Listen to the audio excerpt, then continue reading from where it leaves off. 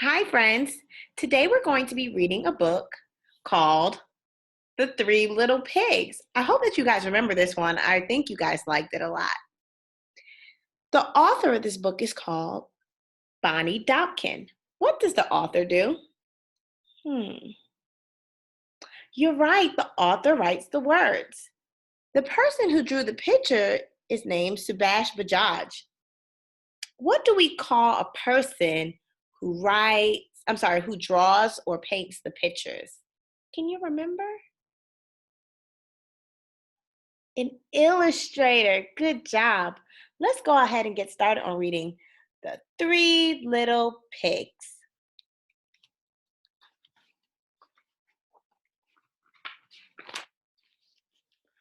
Once upon a time, there were three little piglets who lived in a small, cozy home with their mother. Their names were Porter, Harry, and Parker.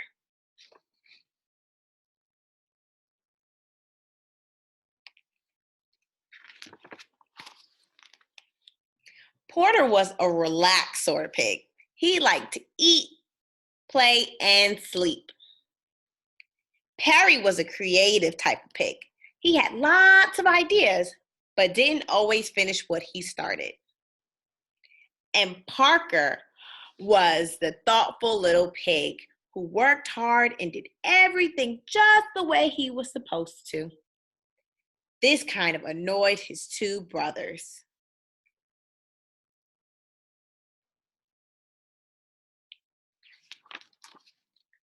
Well, the three little piglets got older and older and bigger and rounder.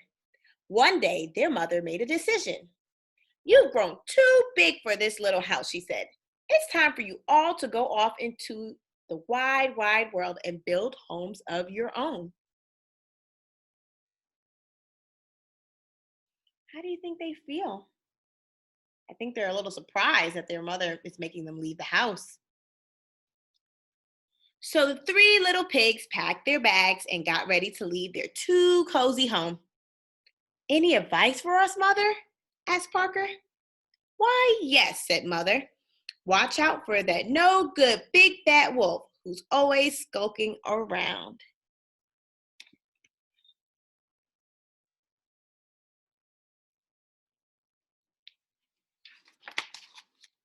And remember, always work hard, remember to plan, and whatever you do, do the best you can.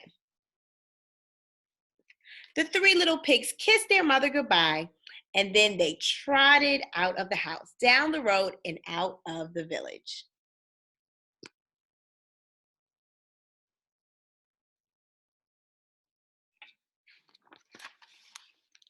Before they had gone very far, they came to a big field full of golden haystacks. Said Porter quickly, think I'll build a house out of straw. Good job. It's a nice color, and the house will be easy to build. Do you guys think that's a good idea? Probably not. I'm not sure this is a good plan, said Parker. Will it be warm enough? Will it keep out the rain? Well, what will happen when the wind is strong? Peter rolled his eyes. It will be great. It will be a great house. And I still have time to play when I'm done. Then good luck to you, said Perry and Parker, and they continued down the road. So Porter's going to make his house out of straw. Soon, Parker and Perry came to a shady grove of trees. You know, said Perry, I think I'll build my house out of logs. Logs are strong and I can paint them different colors. That sounds like a good plan, said Parker, if you finish what you start. I will, said Perry, and he waved as Parker continued down the road. Perry stood and looked up at the trees.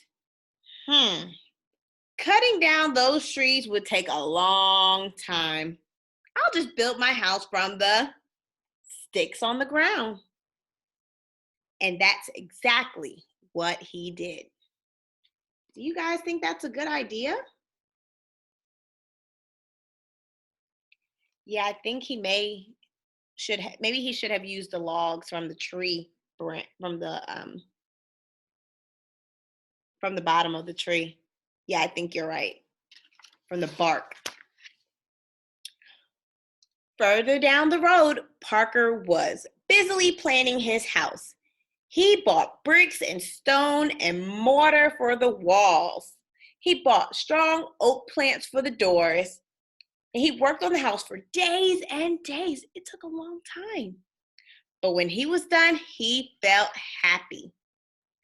Mother would be proud, he said. I worked hard and I made my house the best it could be.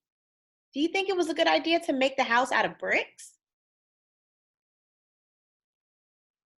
Now, what none of the pigs realized was that someone very bad knew they had left their mother's house. Who was it? It was the big bad wolf. And who do you think that someone was? Yes, it was that no good big bad wolf. He does look like he's up to no good, doesn't he? First, the wolf went to Porter's house. He saw bundles of hay held together by rope, and he saw Porter's pig outside napping in the sun. Hello, pig, said the wolf. Looks like he's having a good time, doesn't he? Porter opened his eyes and squealed and jumped to his feet. He ran into the house and shut the door and hid under his bed.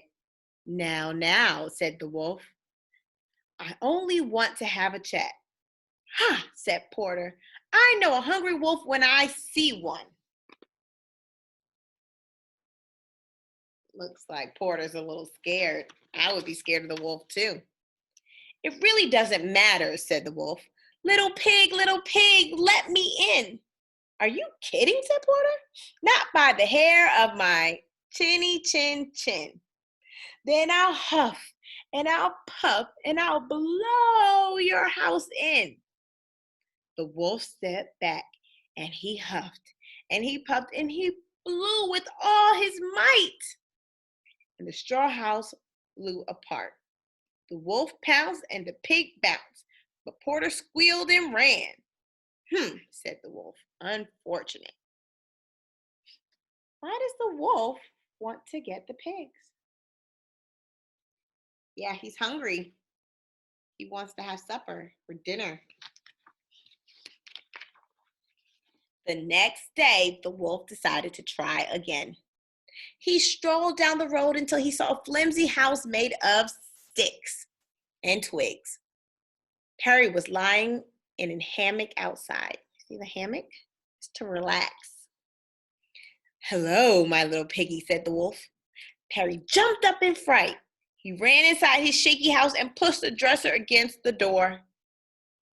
Ha, said the wolf. Does he really think that's going to help? He cleared his throat. Little pig, let me in. No way, said Perry. Not by the hair of my chinny chin chin. Then I'll huff and I'll puff and I'll blow your house in. Do you think the house fell apart? The wolf stepped back and he took 2 huffs and he took 2 puffs and he blew with all his might.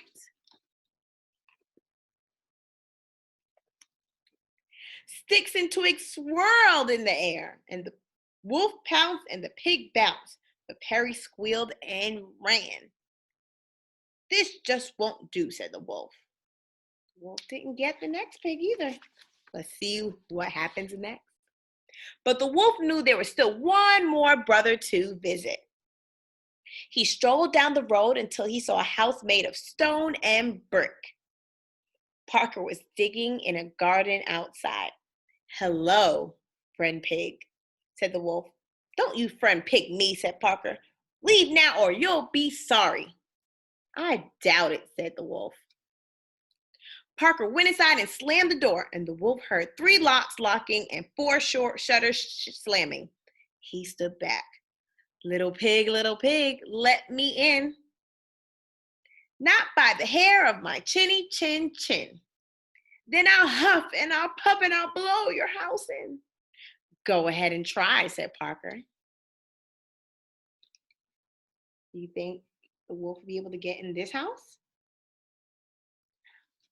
You're right, it is a strong house. The wolf huffed 3 times. He puffed 3 times and he blew with all his might. Nothing happened. That's a surprise, said the wolf. Now he huffed 4 times and he puffed 4 times and he blew again with all his might. Still nothing. The wolf tried again and again and again. This is not going at all the way I expected, he said. I think the wolf is going to get tired.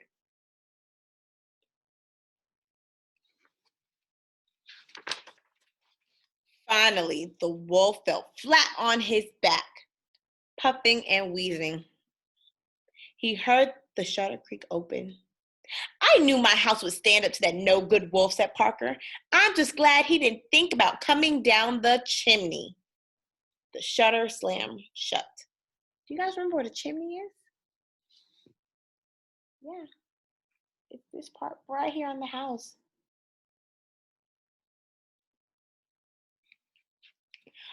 The chimney, whispered the wolf, springing to his feet. Of course. He sneaked to the side of the house and saw a pile of boxes stacked against the wall. He's laughing. Do you think he's up to something? I think he may be tricking the wolf. Let's see. This makes it even easier, he chuckled. He climbed up the boxes and he crept across the roof. Then he jumped in the opening and slid down the chimney.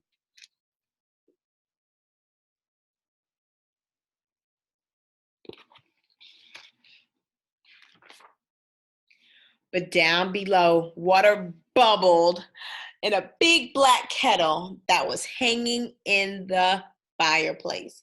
Parker threw more wood onto the roaring fire.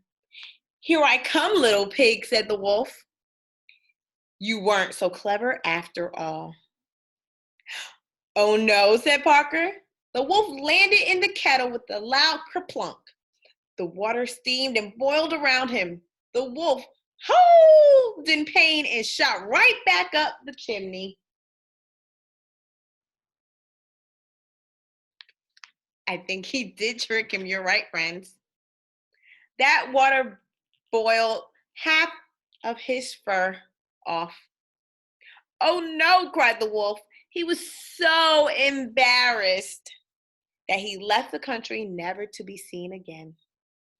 Porter and Perry moved in with their brother and they lived happily ever after. The end. I hope that you guys enjoyed hearing this story again, friends. I'll see you later.